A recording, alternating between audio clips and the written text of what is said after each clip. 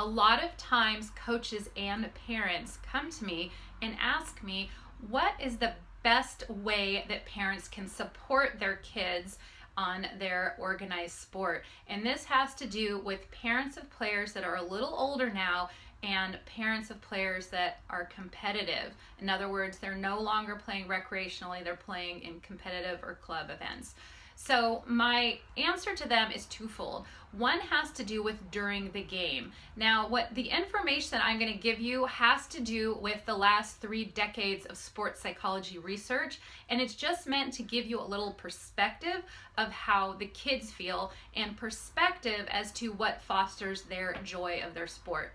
Now, the first thing is just let the kids play. What the kids really want in most cases is for parents just to be there to encourage them.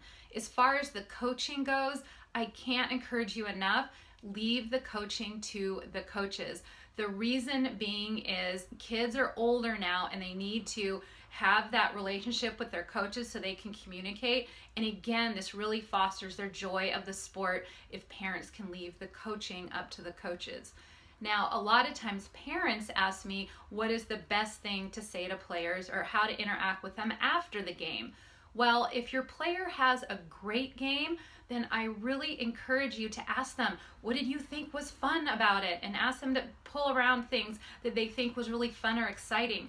Then I would really emphasize their effort and hard work and practice rather than the outcome. So in other words, don't emphasize winning. I wouldn't even necessarily emphasize a goal or emphasize them scoring. It was, what was all the hard work leading up to it? What did they have control over during the game that you thought was awesome? Maybe they passed well. Maybe they were being a great sport. Think of things that they really have control over, and again, emphasize the fun and ask them what they thought was really fun about it. Now, if they didn't have such a great game and it's kind of a quiet car ride home, then that's a different conversation. Let them know that you get it. You might say, hey, you seem a little disappointed. I totally get it. I'm going to give you a little time to think about it. So really encourage them to feel whatever they're feeling, and then come back to them a little later and say, hey, you've had some time to be upset. Now it's time to be resilient. We're going to talk about how to get better. And then ask them, what are 1 or 2 things that you think you could work on to get better next week? And you know what? I know you can do it. I've seen you do it before. And just show a lot of confidence in them. So in other words, give them some control.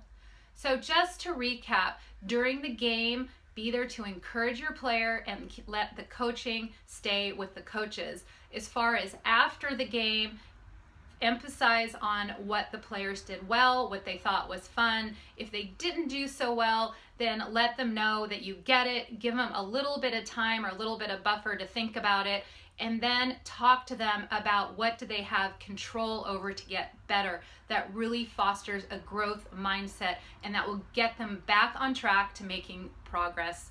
I hope you found that helpful. There's loads of free resources on my website, which is www.sherylkline.com. That's SHERYLKLINE.